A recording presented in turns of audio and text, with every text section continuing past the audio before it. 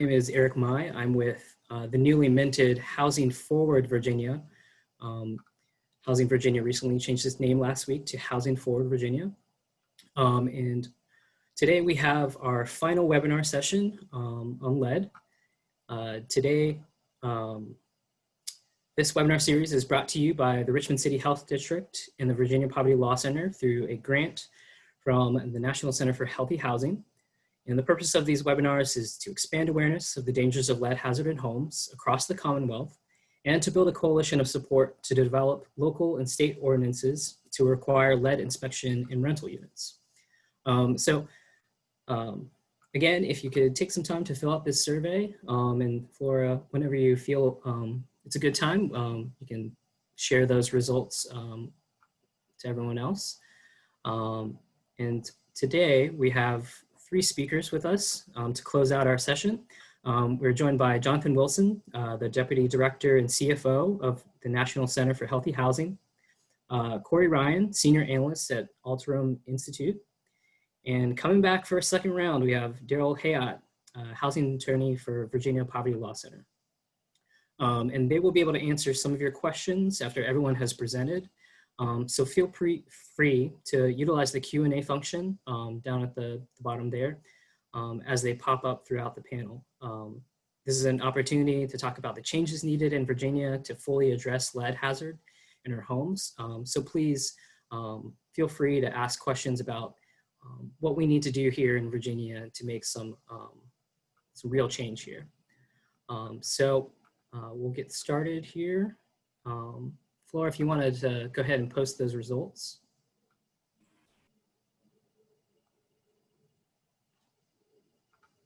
Great. It seems like a lot of you are from local government. We have a good representation from housing and community development advocates.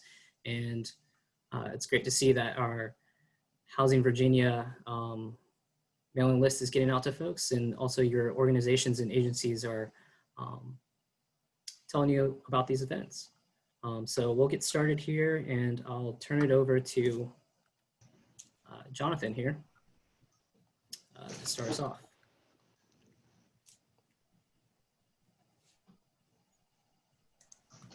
Thank you, Eric.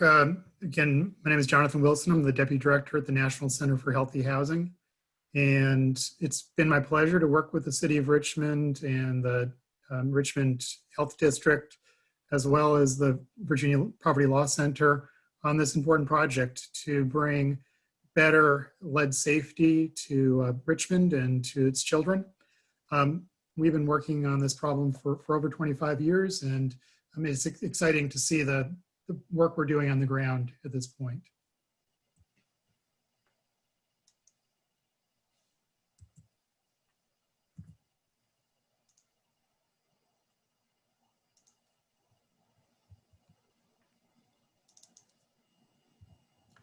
So I do work on research all the time. And this is a picture of me working in New Orleans back when Katrina hit and trying to figure out how to get rid of mold in the area. One of the things about research is that we operate under a fundamental principle that when we're working with humans and participants in our studies, we must take special precautions to protect our most vulnerable.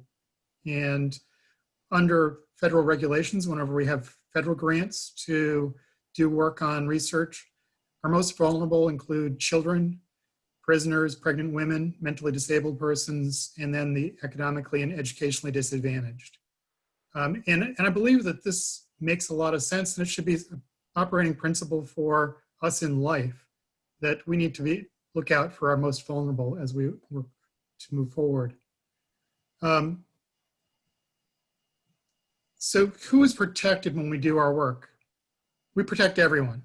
It's not as though just the most vulnerable are protected. Whether you're in your 20s, your 40s, your 50s, your 80s, or the most young, we're protecting you. But in science, because children can't speak for themselves, they're going to be the ones that we are going to look out for especially, as well as others who may be in a power disadvantage and they can't really have the same informed consent that somebody else who is at a different point in their life. And so that's how we look at it as research. But in public health and in practice in public policy, sometimes these power dynamics are not the same. We know that sadly.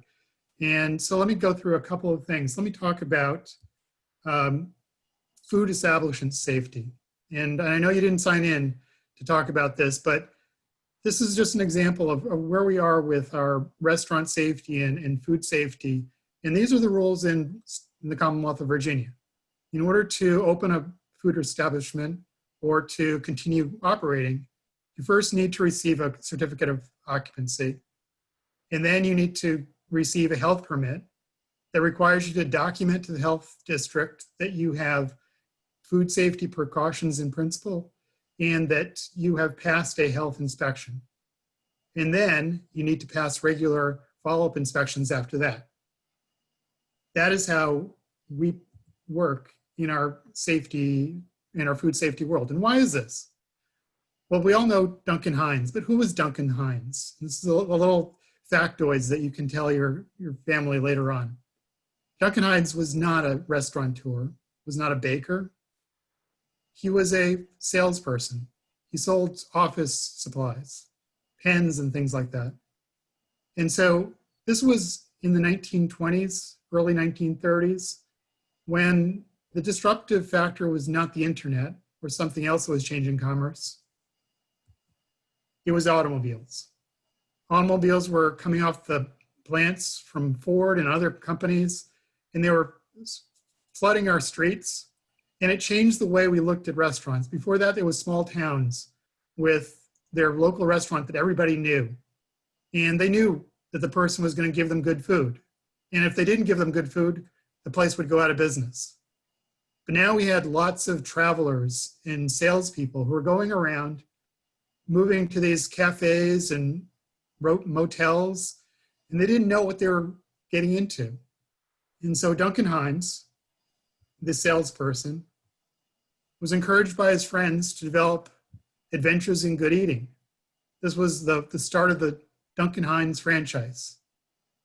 And what he told his friends was what is on your screen.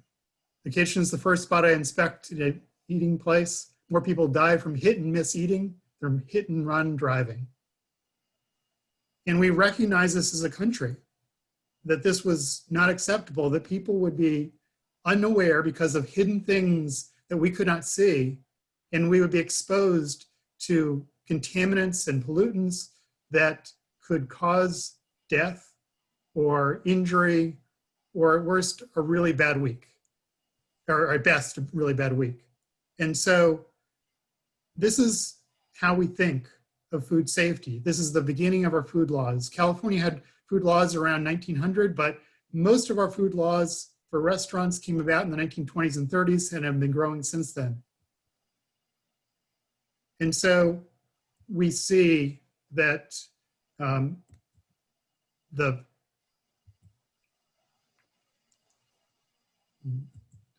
hung up, Eric.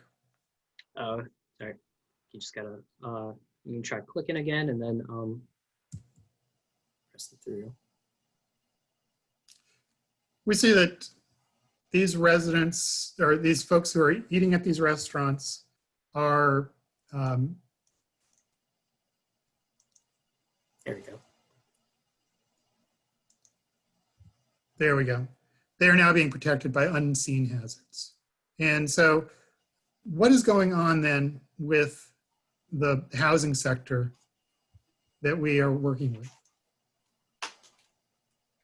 In Virginia, in order to protect the consumer, rental housing providers must follow building and housing codes affecting health and safety and make all repairs needed to keep the place fit and habitable. That is the requirements.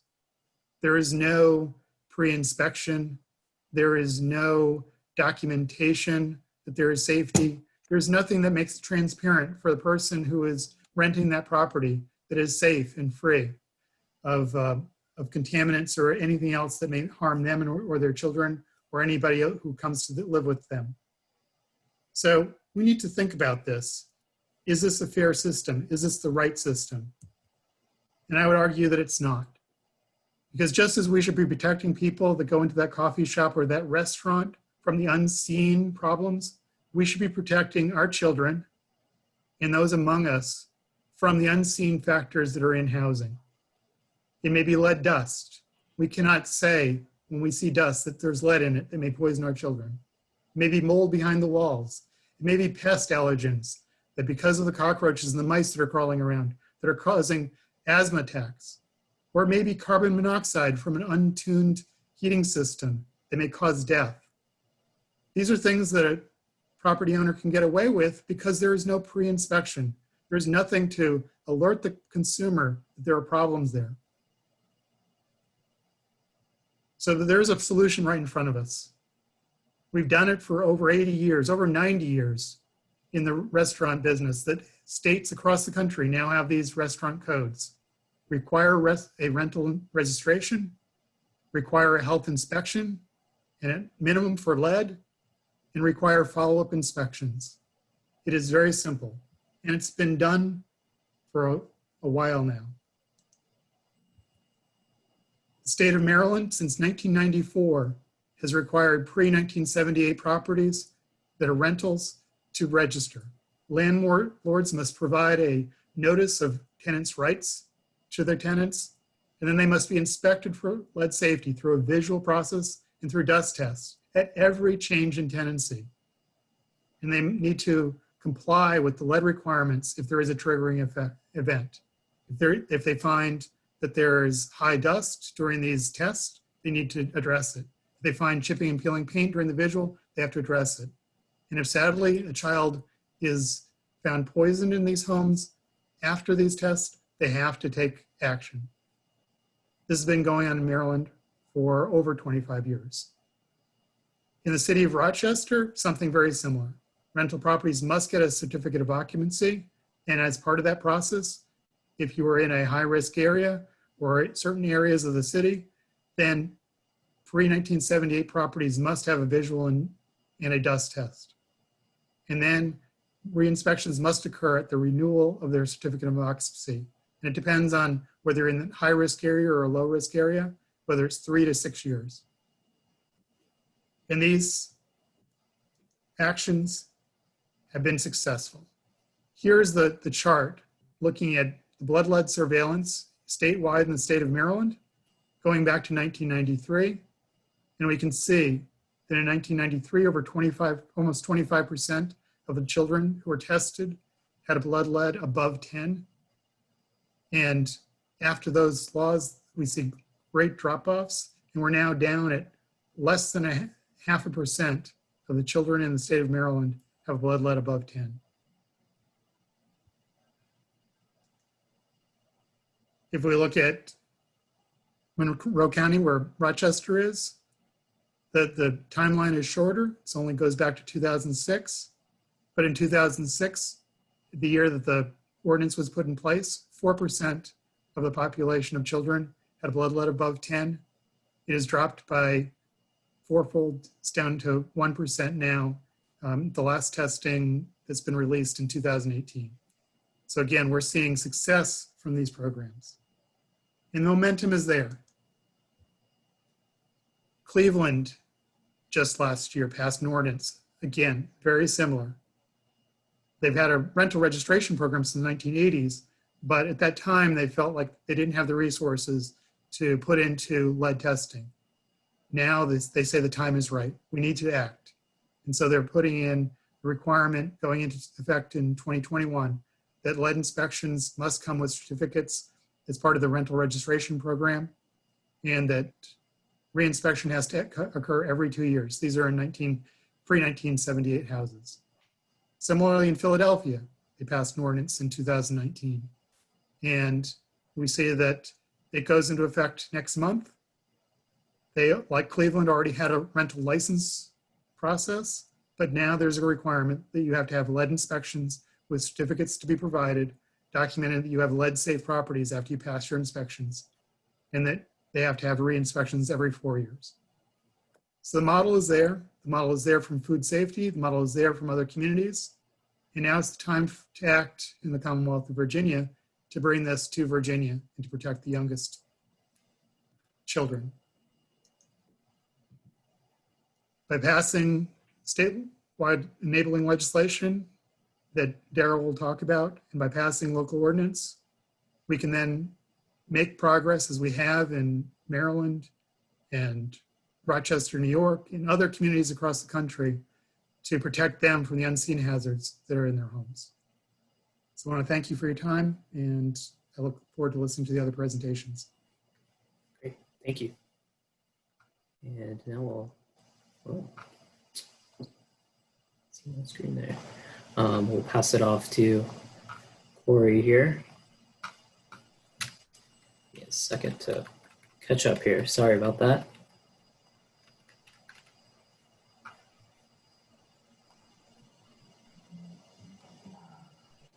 There you go, Corey. I think it should be queued up for you.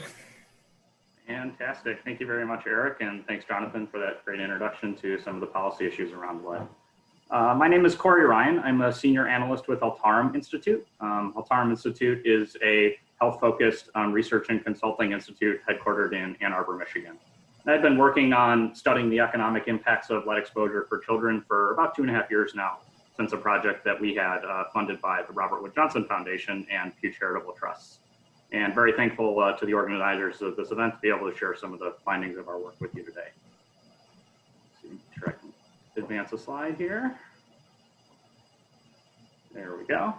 So as I'm sure everybody on this call is aware, children can encounter lead from a variety of different sources. And this includes receiving exposure from lead from different physical sources, including water and paint and dust and soil, and even from the air or consumer products, and also from a variety of different locations. And so I know much of the focus today is talking about residential exposure, but unfortunately children can also be exposed within school or daycare settings, or even as they're out and about in different parts of the community. And so this brings with it a great number of risks for long-term impacts on children. And so not only are they at risk for being exposed from a variety of sources, but that eventual source of exposure, which develops high and elevated blood lead levels, has numerous pathways through which it has negative impacts on the lifetime outcomes for kids. And so unfortunately, we see that children with higher blood lead levels are at risk for health impacts, cognitive impacts, non-cognitive impacts, and a variety of other long-term harms that potentially can impact kids. And so what you see here is a model that we constructed to help try and better understand what the negative health impacts are of lead exposure and how that impacts long-term economic outcomes for kids, and really trying to help make the argument of one of the many reasons for why we want to protect kids from lead exposure by showing and demonstrating that there are long-term economic benefits of reducing the risks of exposure to lead. And so you can see here that the pathways of lead exposure coming from the environment to kids getting exposed and having ingested lead and then having higher blood lead levels results in health outcomes, which both decreases their long-term health and also increases the amount that they need to spend on healthcare costs throughout their lifetime. And in addition to that, lead is also known, particularly for younger children, to have impacts on cognitive development and long-term cognitive ability. And so higher levels of lead exposure put kids at risk of having additional special education costs and most importantly, having decreased potential lifetime wages and earnings and employment outcomes. And so preventing lead up front has the potential to then have long-term benefits for kids that plays out through a variety of factors and really increasing the potential for their economic output and their overall lifetime health. So what the work that I've done at Altarum Institute in partnership with a lot of other great supporters and colleagues has really been to try and estimate what the lifetime economic impacts are of lead exposure for kids, and then use that knowledge to try and demonstrate what the potential benefits are to communities, to governments, nonprofit organizations, and other folks to make long-term investments in reducing lead exposure today to help reap some of these long-term economic benefits that would be expected to result. And so what we've done is that we've created a series of models and evaluative approaches that have looked at estimating the lifetime economic impacts related to health, healthcare costs, and life expectancy, looking at the predictive impacts of lead exposure on lifetime earnings and other potential impacts for kids. And we've included in our models the ability to look at the potential impacts on both individual children and their families, and then the downstream impacts that those benefits of reducing lead exposure can have on federal government expenditures and state and local government expenditures as well, and really trying to demonstrate that the long-term economic benefits play out to many facets of society, and that if we can reduce lead exposure today, it's going to reap long-term benefits for a variety of stakeholders, helping hopefully make the case that there's a variety of stakeholders that should be willing and should be increasing their investments in lead prevention today. And specifically in some of the work that we've done, we've looked at cost-benefit analyses of a few particular ways that are being used today to prevent the lead exposure to kids, and really trying to emphasize that these approaches should be taken to prevent lead exposure before children are exposed. And so, as Jonathan has talked about, the first priority in there is really trying to identify where lead risks are and preventing kids from being exposed in those environments. And so doing testing prior to kids entering a rental property is one great example. And then really emphasizing the need to then remediate those lead risks from that environment before those kids move into those homes, or they need to be living in other areas and other homes that are safer for themselves and their families. And when you look at the particular interventions that can be used to take lead out of the environment, we're talking about lead hazard control and paint stabilization to prevent exposure from lead dust. We're looking at lead service line replacement to take out lead service lines and prevent exposure via water, and the enforcement of renovation and repair standards so that when there is lead in a home, that children are not unnecessarily exposed to it through dangerous renovation events that potentially stir up dust and increase very high level risks of exposure. And so what we've done with this work is that we've really tried to break it up into two parts. And so what we've done is that we first said, okay, we know what the lead exposure risks are today for kids. And as Jonathan has shown, thankfully, the lead exposure risks in a variety of parts across the country have decreased significantly, but there remains a significant risk of exposure of children to lead. And blood levels remain much higher than the currently accepted safe level, which is, of course, that there is no safe level of exposure. And so we're really trying to say, what are the economic costs of that lead exposure that we see today, and what are the potential benefits of reducing lead exposure further? And what we found in our work when at the national level is that the current levels of lead exposure has an estimated economic burden of over $83 billion. And so that's saying, given that kids that are born in 2019, what we expect their lead exposure levels to be, this is an $80 billion burden over their lifetime. So when we're talking about the impact on earnings, the impact on health, and the impact on their lifetime outcomes, that their lifetime outcomes are expected to have an $83 billion hit compared to a child that would, and a cohort of children that would not be exposed to any lead at all. So when we do these analyses, what we're generally talking about is we're talking about a cohort of kids. And so in this example here, this $83 billion is for the period of children that were born starting January 1, 2019 and moving through the end of December 2019. And so this is a benefit only for a single year's worth of children. And if lead exposure levels would maintain for over a period of time, we would expect those burdens to continue to build for future cohorts of kids as well. You can see here the two charts looking at both the categories of where those costs are coming from, where that burden is falling right now, and who's bearing the cost of that burden, who's paying for that burden, with a majority of that burden accruing to households in the private sector, but also costs to the federal and state governments as well. And then secondarily, what we did looking at these national results was then to say, okay, that's what the existing burden is given current lead exposure levels to children. What are the potential benefits of taking lead out of the environment? And I'm going to go back to those three particular policies and interventions that could be used to take lead out of the environment and prevent that exposure to children. And we modeled three particular policies: lead service line replacement, lead paint hazard control, and lead safe renovation and repair standards, and then looked at what the expected impact of each of these policies would have on blood levels for children, the number of children that could potentially benefit from these policies, and then the expected economic return that would result from the fact that they have lower blood levels and therefore as a result would have those greater expected lifetime outcomes. And so you can see here, we see lead service line replacement could generate $2.7 billion in future benefits and return over $1 per dollar invested. And so what that means is that you actually have a greater long-term economic benefit than the upfront cost of what it would initially do to do lead service line replacement for children. And the same follows here for lead paint hazard control and follows for renovation and repair standards as well. It's important to note when we did this work, again, we're talking only for a very narrow set of kids. We're only talking about the set of kids born in a single year. So we're modeling an approach and taking a very narrow slice of what this policy could potentially look like to do lead service line replacement or lead paint hazard control. We know, for example, here in the state of Michigan, that there's a more comprehensive policy that's being put in place, encouraging the replacement of all the lead service lines within the state. That would potentially impact a greater number of kids and potentially increase the total scope of potential benefits. And what I'm going to show you in these results here is a much more narrow and kind of focused policy targeted at a single cohort. That was chosen just as a way to kind of help clarify and help narrow the scope of the modeling that we did. So in addition to that national work, we also have conducted work at the state and local level. And here's a link that I encourage everybody to go out and view when you have the time after this webinar, valueofleadprevention.org, which hosts the vast majority of the work that we've done of the economic results at the state and local level, and the ability to look at the findings that we had for the state of Virginia and also local communities across the country. So here you can see the state level economic estimates, again, specifically looking for the state of Virginia.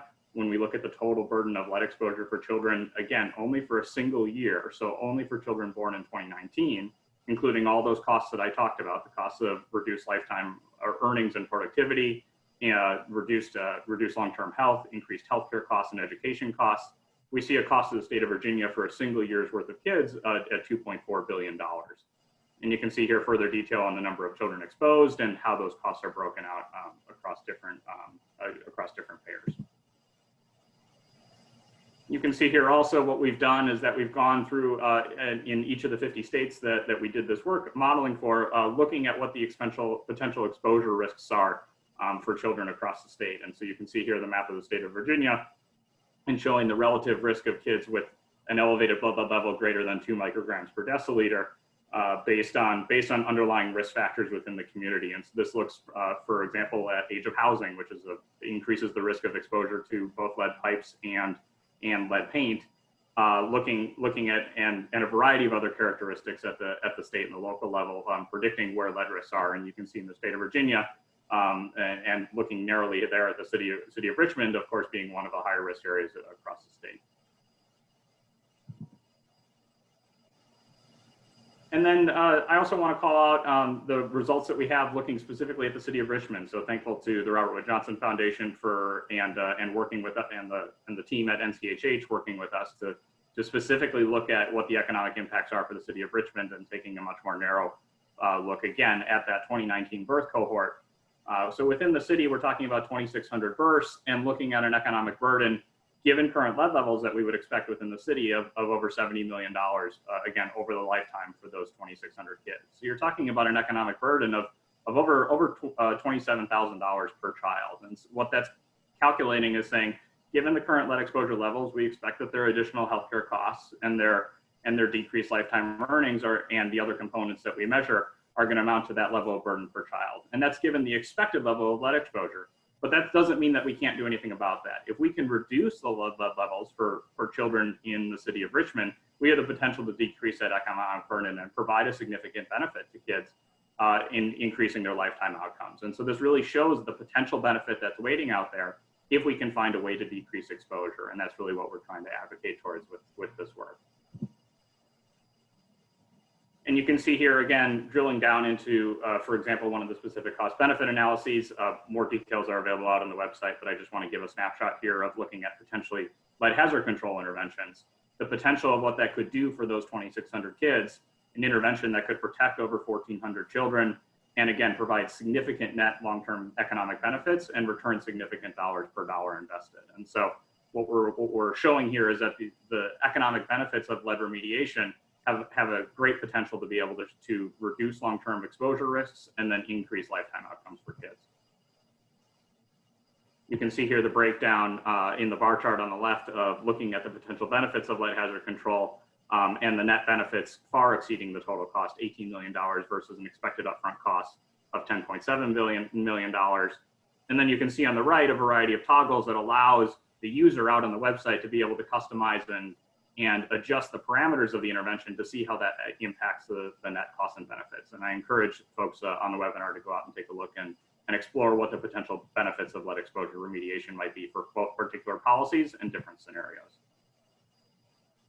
So in conclusion, what we've generally continued to find in the work that we've done at the national and the state and now at the local level is that there's great potential for investments in lead prevention. there really are long-term economic reasons for why these are important investments that we should be making today, and investing in our children to prevent exposure through a variety of ways. And I've looked specifically at some of the interventions that could be approached, and of course, some of the work that the city of Richmond and the state is considering to really try and prevent exposure for kids in rental properties is another great example that would be sure to pay long-term economic outcomes.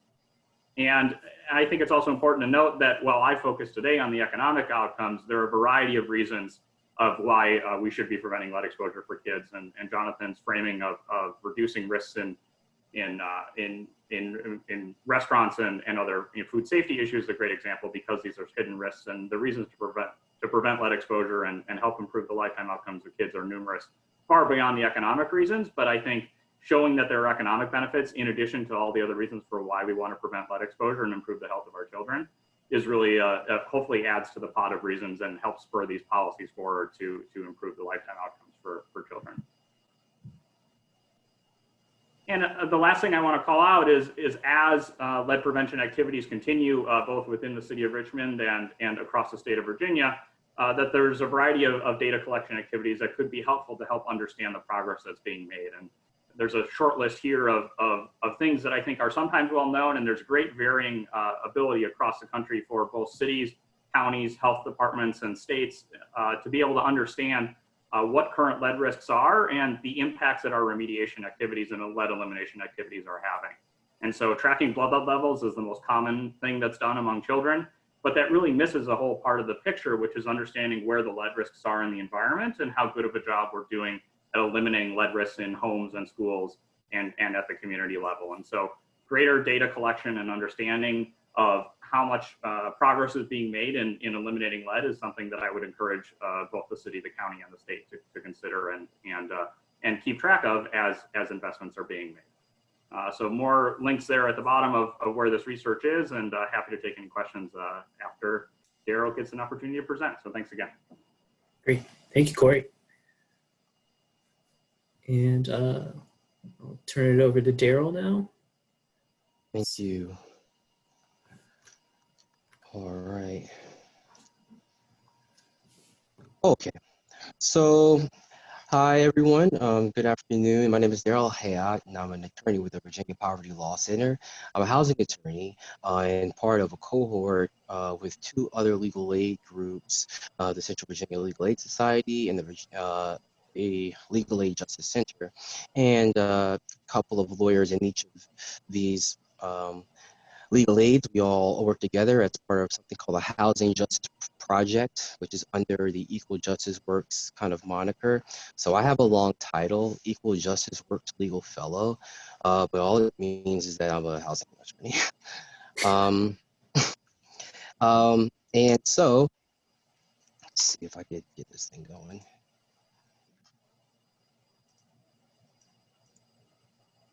Okay, so for VPLC, we're the statewide support center for legal aid in Virginia. So we're the statewide organizations, and we work with two other city like local organizations, but we take on questions and civil justice issues for the whole state. We provide advocacy, which is kind of like what we're doing now, training, which is kind of what we're doing now as well, kind of the education portion. And of course, my favorite part, which is litigation. Since I'm an attorney, I really like suing people. My favorite litigation is federal litigation. And so we face that on the civil justice side, of course, for low-income Virginians. We want to talk a little bit about what our legislative options are. I work under Christy Mara, who is the litigation director for the Virginia Poverty Law Center, and she she's at General Assembly all the time, and she's right now, running around with special session, trying to turn some bills, into laws, and trying to get some things into, Virginia law that could help all people, regarding housing. Lead is especially, as we all have heard, very, very toxic and very, very harmful for our children, within our homes. So we have to attack this on all fronts. And so part of what I'm going to talk about is how we can attack it legislatively. Okay, so the first prong here, enacting new legislation. These are some recommendations of the Lead Prevention Task Force, the regulation task force. So first, permit the localities to require certificates of compliance with the Uniform Statewide Building Code. Jonathan was talking a little bit about this earlier. There's really no accountability, right? We have a code, but we don't have any kind of mandatory, everything says that someone may inspect, or you have the right to do this, you may do this, and the localities kind of have the carte blanche to kind of do what they want. And so what Jonathan said is very true. We got to kind of tighten it up and kind of hold each other accountable for protecting our children. Okay, so we can start by requiring certificates of compliance with the Uniform Statewide Building Code, so that all pre-1978 residential buildings can be up to snuff, up to standards. And as I think Jonathan was also saying how many other states and commonwealths have already started to do this, and we're kind of falling behind, and that's something that we really don't want. So we also have to promote and advocate for local ordinances under existing state law regarding rental inspection districts. So you could form these rental inspection districts where we would have these mandatory inspections, that have to go on in order for a locality to set up these districts, these inspection districts. You have to have these three prongs within your locality. Okay, so the first prong is there's a need to protect public health, safety, and welfare of those living in rental inspection districts. Right. So Corey has articulated why that. There's a need statewide to protect our kids. Second prong, the units within the district are either A, blighted or deteriorated, or B, in need of inspection to prevent deterioration, taking into account the number, age, and condition of residential dwelling units inside the proposed rental inspection district. So they're going to pay particular inspections. So are they pre-1978 or not? All right, but like Corey said, and Jonathan said, it doesn't really take, this is a very low threshold, And third prong is that the inspection of residential rental dwelling units inside the proposed residential inspection district is necessary to maintain safe, decent, and sanitary living conditions for tenants and other residents living in the proposed rental inspection district. So as you can see with these three prongs, very low. I mean, you could fit the entire Commonwealth into this prong here and say, oh, well, the whole Commonwealth needs to just turn into one big rental inspection. I mean, that's kind of being a little bit too grand, but you could see that it kind of fits into, you could see places that people are from Richmond, people are from other areas, and say, hey, I know some areas like this in my city or in my town. There's always a place, right? So it's better that that these type of things can be set up in your locality, so that you see a deteriorating part of your town, that you would have that type of pride to say, hey, this part of my town is crazy. This needs to turn into an inspection district. Let's go ahead and get them up. All right, so we have to kind of work together, all right, and focus on that kind of dependence, a civilization 101, if you will. All this stuff we learned in kind of second grade about kind of helping each other out and all that stuff. It kind of still like reigns, supreme. Okay, practical considerations. Targeting particular neighborhoods, okay? So this would be required if the rental inspection option is used. So you have to look at the particular, neighborhoods. Your town, it's like, so I'm from Queens, New York City, okay? Originally, all right? So I'm from a part called, Jamaica, Queens, okay? So that's my neighborhood, all right? But I'm from Queens, but it's part of this called Jamaica. There are people that just represent for Queens, so they don't care what part I am from. If they figure out that I'm from Queens, they say, oh, you're one of me, I'm gonna pick you up from my kind of help you out. Okay, where is your neighborhood? I'm gonna target your neighborhood, and I'm gonna help you out. What's going on in your neighborhood? All right. So I'm from Queens. I'm from Jamaica, though. They're from like Kew Gardens, and they say, okay, well, South Jamaica may need to turn into an inspection unit place so that you guys could kind of, catch up with Kew Gardens, right? So it kind of works similar to that. It's not targeting a particular neighborhood to chastise them. It's targeting a particular neighborhood to kind of help them out. Okay. Secondly, targeting properties based upon the number of units. Now, the problem with this, you see here, is that the rental properties of greatest concern are single-family properties and duplexes, as they tend to be older than larger multifamily properties. So if you go by the number of units, you'll really be targeting more modern or like public housing, or more kind of like modern like landlords who have a whole bunch of high rises and all this stuff like that, which is still cool. I mean, depending on your area, but the pre-1978, especially in the Commonwealth of Virginia, you're not going to see a lot of high rises. You're going to see a lot of single family homes or kind of duplex multifamily, if they have a lot of money. And secondly, the properties with higher number of units are not where most of the lead paint hazards are, okay? So the second prong is a little bit more problematic. You're not going to rule it out because, different places, require, different solutions. Okay, laws in other states. Jonathan already perfectly articulated that. So I'm just going to piggyback off that with some laws in some other states, like citywide things here. You can see that in Baltimore, there's a city code requiring landlords to obtain registration for most rental units.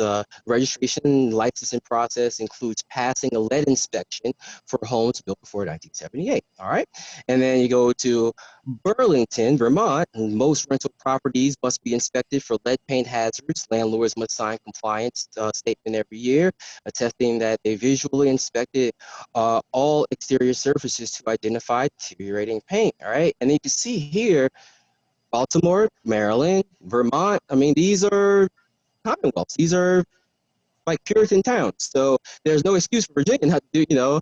Virginia is the flagship commonwealth. That's where most tradition. This is just by a history book, so don't quote me from wrong. It's like fourth grade logic. Most commonwealths kind of look towards that, kind of like the beacon and part of. So you definitely want to kind of be on the progressive side. If you see people, within your region, commonwealths in your region, kind of doing more progressive things, you don't really want to fall behind. Then you kind of look at towards like Cincinnati and Cleveland. Ohio had some good stuff here. Cincinnati has loose and flaking paint containing lead in excess of 0.5% must be removed and / made inaccessible to small children. And in Cleveland, landlords must disclose to tenants a copy of the most recent lead clearance examination or lead risk assessment, and, if applicable, lead safe certification. I don't know if I can go back or not, but okay, I can. So, and just a little bit more, just gonna pop in and out of these. But as you can see, these are locality based. These aren't like kind of state based, and you could see how each locality has taken it upon themselves to create kind of a unique way of solving things while still, addressing the main issue. You could look at Detroit. The landlords who own or lease a rental property built before 1978 must have a lead inspection and risk assessment performed. Okay, unfortunately, this enforcement of the rule has been poor out here in Detroit. They have issues on top of issues in Detroit. No shade to Detroit. We have our own issues there. So he who is without sin. Then going back to Maryland, and then in New York, New York City, New York is Manhattan. Before renting out a property, a landlord must identify and remediate lead-based paint hazards in properties built before 1960, where a child under age 6 resides, as well as properties built before 1978, when the owner knows there is lead-based paint. It's more from Philly. Before renting a property to a tenant with a child age 6 or under, a landlord must certify that their property has been deemed lead safe by a certified lead inspector. Up in Rochester, lead paint hazard inspection is required for most rental units within city limits.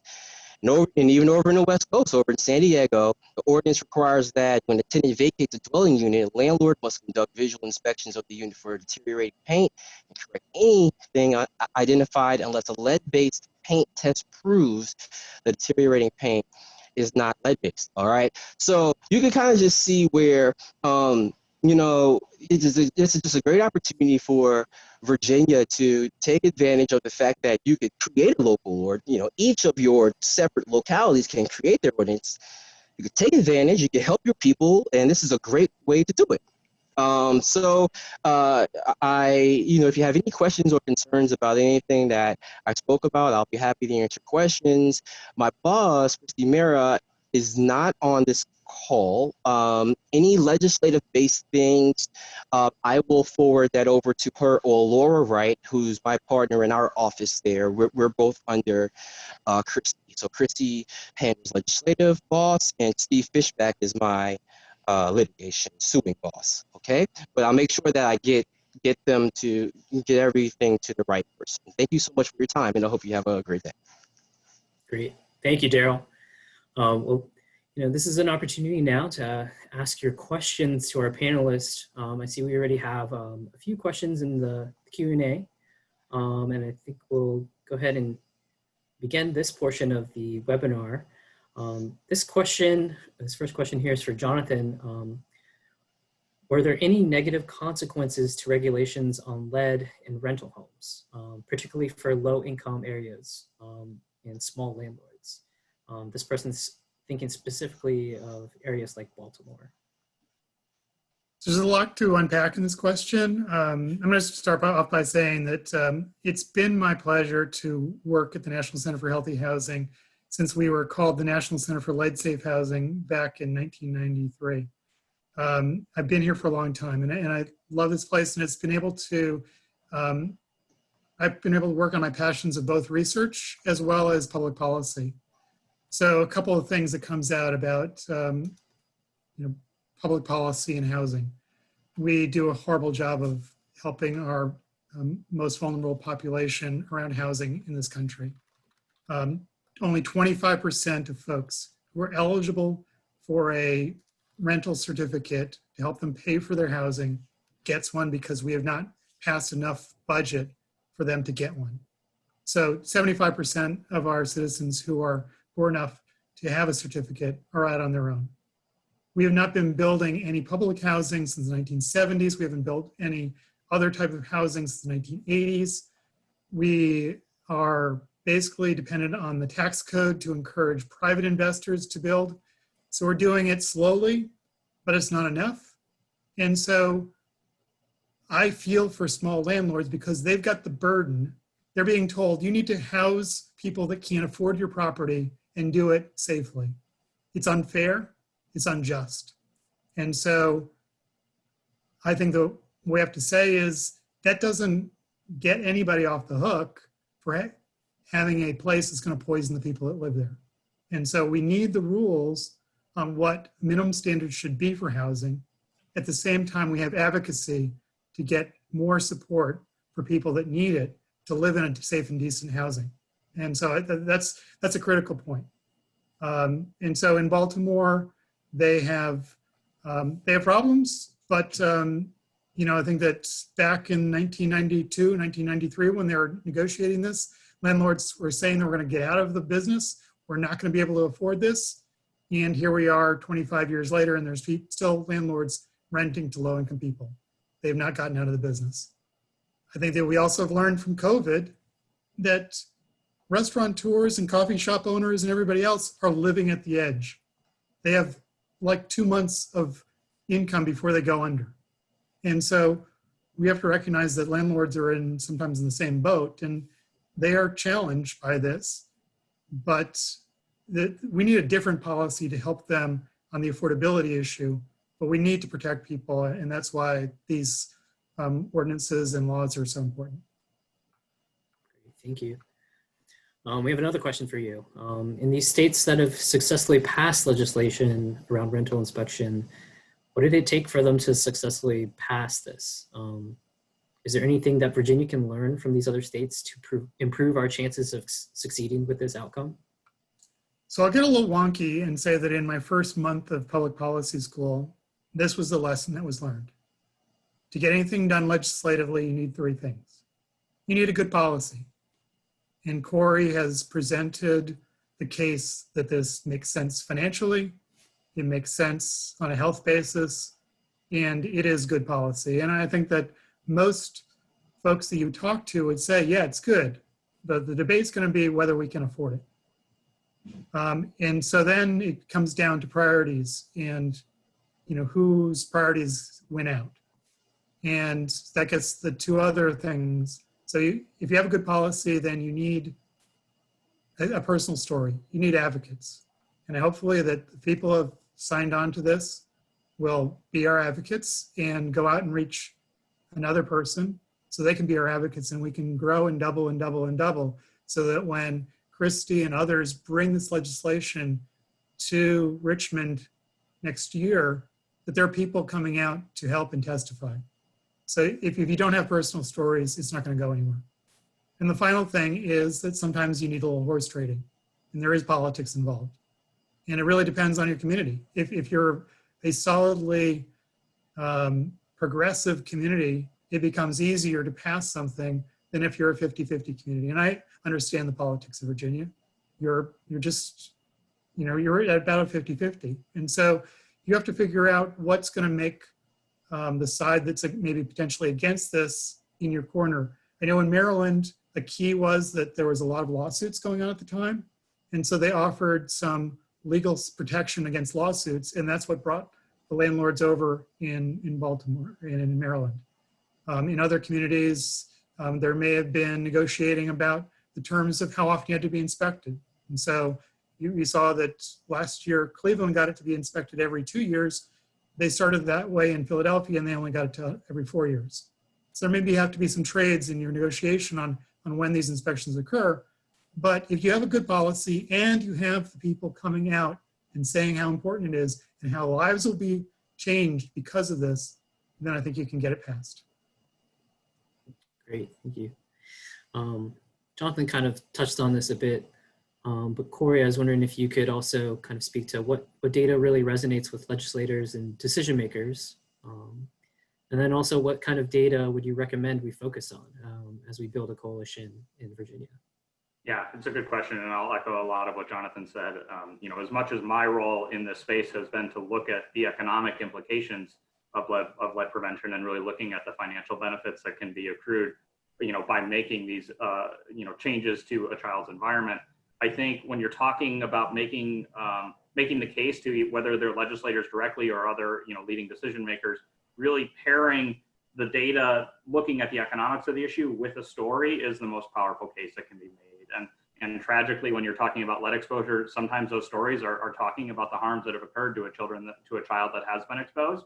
Or it could be the potential story of, look at the change that we made and the potential impacts that we had for the children within the community. And then pairing that kind of qualitative, passionate approach with the economic argument to say, hey, here's another reason why we should do this too. Not only is this a great long-term benefit for a child, but it has these economic outcomes that will really benefit the community and benefit the state and benefit the country more broadly. Those two pieces together, I think, are what are compelling for legislators.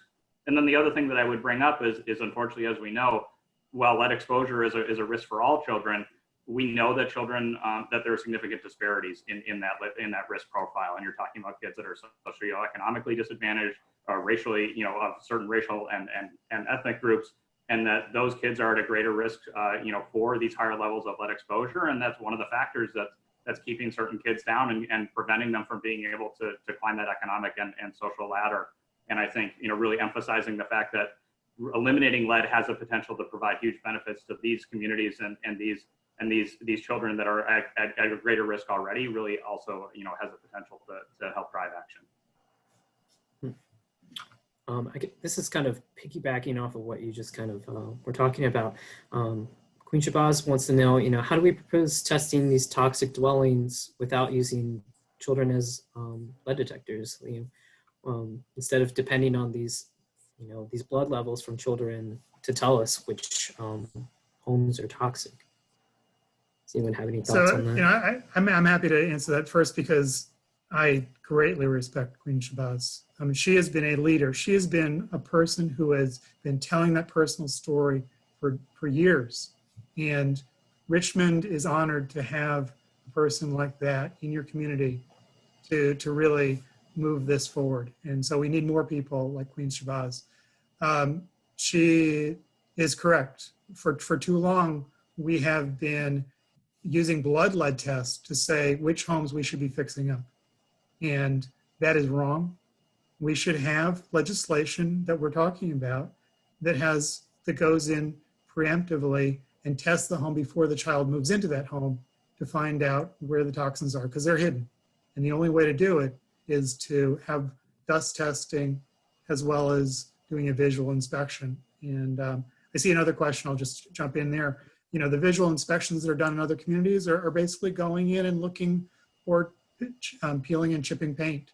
So are we seeing the paint that's intact? If it's not intact, then that needs to be addressed. And then, but going further and doing dust testing, some communities have actually included soil testing because that's an exposure source as well. Again, it's a trade-off on whether you can get that through your legislation or not. But you need to be testing for those sources, and it could be water as well. We know that you've had webinars previously about water and concerns about that. So all those things can be part of a package to inspect the property and get it done before the child moves in or before a mother who, or a future mother moves in and has a child in that home. We have this other question from Queen as well. In localities like Petersburg, Virginia, high risk for lead poisoning, where there's no longer a lead clinic within the health department. You know, where do those children get tested and monitored for lead poisoning? We saw in Corey's map there that, you know, Petersburg was also in, you know, dark blue. Jonathan, would you have any thoughts on this? So I am not from Virginia. Yeah. And so I'm limited in what I can say here, but I can say that if a child is on Medicaid or CHIP, it is a requirement of the federal government that their pediatrician provides that testing for them. And so that doesn't cover anybody who is not eligible for those programs or is not signed up for those programs. But at least for those folks, they will have the opportunity to get that testing. Great. But you know, if there's a hole, then I think that there's others on this call that might be able to respond later to help Queen Shabazz on that question. Yeah, absolutely. Corey, do you know if the data that you've shared with us has been shared with our legislators yet?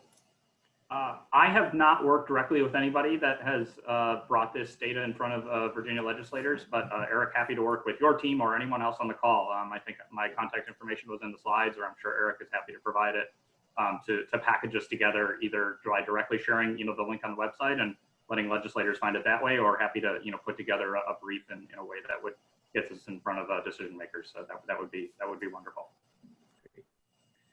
Daryl, you know, I was wondering, you know, what do you see as, you know, the path forward for folks on this call, local advocates and, you know, regular residents, you know, what can they do to kind of push this legislation forward?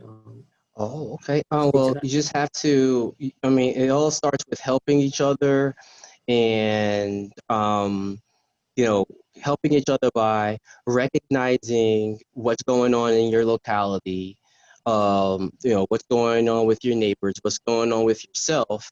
And then the second thing is you have to get active. You know, a closed mouth doesn't get fed, you know, type of thinking is what you have to have. You have to speak up. You have to work with each other. You have to let these organizations know what's going on. And you also have to pitch in your time and effort to help out your community. You know, it really is based on working with each other, kind of that, you know, having like you got to think like, we rely on each other for education and for resources and for wisdom and things of that nature. Corey and Jonathan talk about like the targets of these children that are really depending on you. You know, it takes a village, and but you have to step up. You know, we've gotten complacent in this culture by talking a lot and pontificating, being on our soapboxes via social media or whatever, Twitters and Facebooks, and doing a lot of talking, but not a lot of walking, right? We're like retroactively walking, like somebody has to get murdered or something crazy, then people start taking it to the streets and walking and being active about your concern. You shouldn't have to reach those type of extremes before you get active in helping out your locality. You could help them in more ways than retroactively walking while you're having a cathartic hands moment based on the death of somebody. You could do it on the front end and prevent the death. You know what I mean? Start thinking more about the front end kind of activism. You know, no more reactionary activism, proactive activism, right? Doesn't have to be always so hard on lead. Old issues. My mom was actually listening to. She always signs up for my stuff now or whatever. She will tell you that we were dealing with lead issues when we were back in New York just 20 years ago. Okay, so I mean, it's an old issue to certain people, and if you're still dealing with it, that's okay. No one is here to judge you, okay? If you're still dealing with it, but let's do it. Let's tackle it so we can get over it, okay? It can't come with just social media, hashtagging, and things of that nature, although those are great tools. And now that it's 2020, it makes it even better to advocate, even if you don't like to get physically active. Just start tapping, typing, and posting, sending stuff to your House of Representatives, sending stuff to your state senators, people who work for you. Let them know what's going on. Now, during special sessions and during regular General Assembly sessions, probably two different things. Right now, the General Assembly is in special sessions. A special session, because of COVID, they're just dealing with like the emergency things. But there is a general session, a regular session that's going to be headed up this fall, going into the winter, a great time to tell your legislators what's on your mind, step up, and I think that you will be surprised to see how many people actually care about you. Yeah, that's a great point. I feel like this is an important question to kind of get at. Most lawmakers are often concerned about the cost of implementing a new program or law. Could you, Jonathan or Corey, speak to what the cost in Maryland was to implement their lead rental program? Can that cost be shared with Virginia lawmakers to persuade them? So I think we have to be clear on what is the concept that may be out there for Virginia, and that is that it would be enabling legislation for the whole Commonwealth, but it would not be a similar state law like there is in Maryland, so that it would not require everybody in the state to register, it wouldn't require everybody in the state to have inspections. It would just allow a local jurisdiction, and as Daryl was saying, that it may even be a district within a local jurisdiction that it would have the power to do inspections. And so I think that the question is this right? Is it fair? Should we be giving our localities the right to do that? And then they can make the decision on are the costs appropriate for their community. I think that then you can look at different communities like a Cleveland, or even better, a community that's about your same size, a Providence, Rhode Island, and see how much it costs for them to run a lead safe certificate program. I will say that it has some costs. There's no question about it. I don't know the numbers right off the top of my head, but it is not so burdensome that it is overwhelming. And then some communities have made a decision that it's going to be a public good and it's going to come out of the general funds of that community. Others have said that it may cost a landlord $40 to do it. And I'm just putting it out there. I'm not saying that that's what the community would advocate for, but it may be a cost to have that inspection, and it'll come out of that pot. But that's negotiated down the line. Hopefully the first step is for the Commonwealth to give the local communities and jurisdictions the right to make their own decisions on this policy. And I think that's all the questions that we have right now. I'm going to turn it over to Erica to kind of close this out. And before you leave us, please, there is a survey that will pop up. Please take our survey. Let us know, how these webinars have been helpful to you. We'd greatly appreciate it. And here's Erica. Thank you everyone for joining us today. As Eric said, I'm Erica Sims from Housing Forward Virginia, and we have just appreciated so much, Daryl, Jonathan, Corey. The information you've given today has been great. And we've had great attendance over these last 4 webinars, and we've really, I think, succeeded in building a baseline level of knowledge for a wide range of people in Virginia around the problem of lead poisoning in our state, and now really come full circle and talked about what we can do about it. And I think, Jonathan, the way you described really making sure you have a good policy, which I think we feel that we have the policy idea here. And now we really need to move forward into that advocacy piece. We have the information, we have the knowledge, and now we have a group of people to do it with, the folks that have joined us on this webinar. And so on behalf of Housing Forward, on behalf of Richmond City Health District and the Virginia Poverty Law Center, who are the organizations that really brought this coalition together, keep your eye out for future communication from us, because this is really just the beginning. This is where we are going to now move forward to really make real change in Virginia around this issue of lead poisoning. And we're going to be relying on you, those of you who have taken a lot of your time to educate yourselves and really arm yourselves with the advocacy tools that we need to effectively make this change. We're going to be relying on you moving forward to help us with this very doable and very laudable goal. So thank you so much to our panelists again. You did an excellent job today. And thank you to all of our attendees as well. And you'll be hearing from us soon. So thank you. Thank you everyone for attending. Thank you, Jonathan, Corey, Daryl. Thank you. Thank you. All right, bye.